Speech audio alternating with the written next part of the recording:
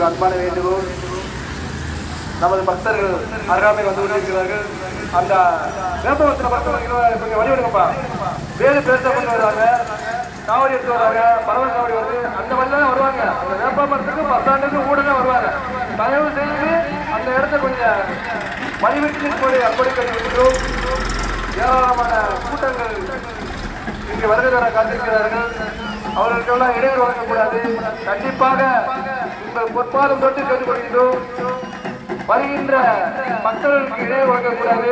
அதுபோல கண்குளிர பார்க்கின்ற ஆன்மீக அன்பர்களுக்கும் நாம் இடையூறு வழங்கக்கூடாது.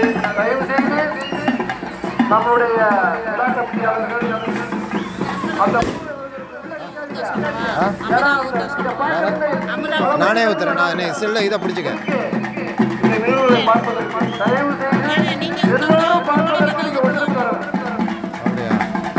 மீண்டும் ஒருமுறை கூறுகிறேன். நமது கருப்பர் அனைத்து சிறிது நேரத்திற்கு நமது பக்தர்கள் கண்டிருக்கிறார்கள்.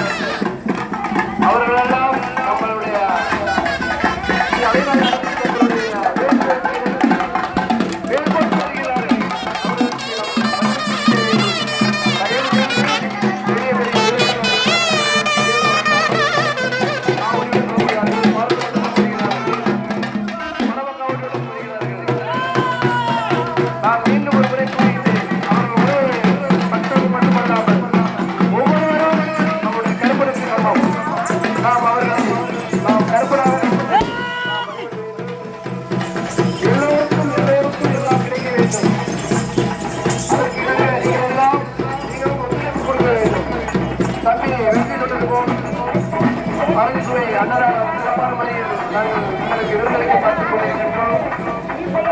அந்த எல்லோரும் ஒருவர் கொடுத்து ஒருவராக சென்று பூ இறக்கும் சிறு நேரத்தில் அன்னதானம் வருமாறு கண்டிருக்கிறார்கள்.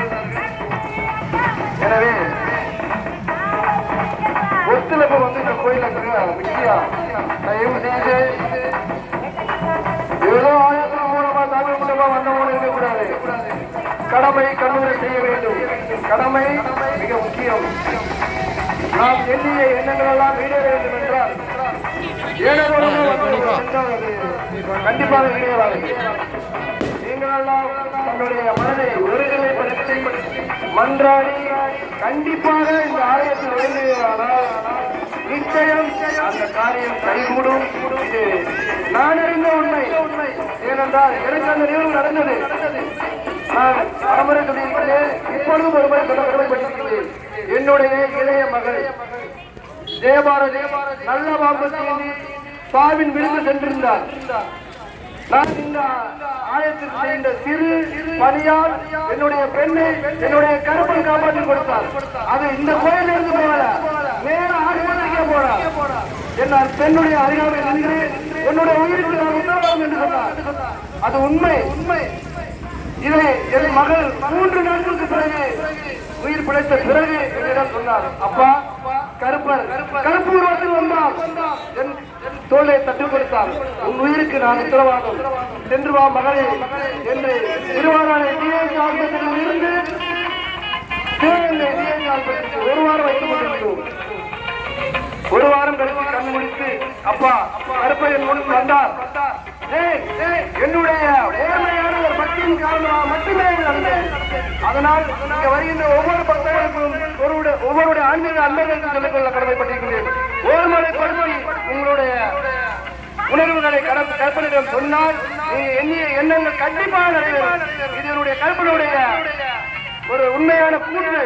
தயவு செய்து ஏதோ வந்தோமா போனோமா என்று இருக்காமல் உங்களுடைய மனதை ஒருநிலைப்படுத்துங்கள். நீங்கள் எண்ணிய எண்ணங்கள் கண்டிப்பாக நடக்கும். அது நடக்காவிட்டால் அடுத்த வருடம் என்னை வந்து கேளுங்கள். அதற்கான காரணத்தை நான் சொல்லுகின்றேன். ஏனென்றால் மனதை ஒருநிலைப்படுத்துங்கள். ஆண்டவரிடம் மன்றாடுங்கள். கண்டிப்பாக குழந்தை வரம் கொடுப்பார். நீங்கள் எண்ணி கல்யாணம் கண்டிப்பாக நடக்கும். தயவு செய்து தன்னுடைய மனதை ஒருநிலைப்படுத்துங்கள். மனது மட்டும் ஒரு கிட்டத்தட்ட குரங்குக்கு சமம். அந்த குரங்கு எவ்வளவு விட்டு கிளையை தாவுமோ அதுபோல் நம் மனம். ஆனா கண்டிப்பா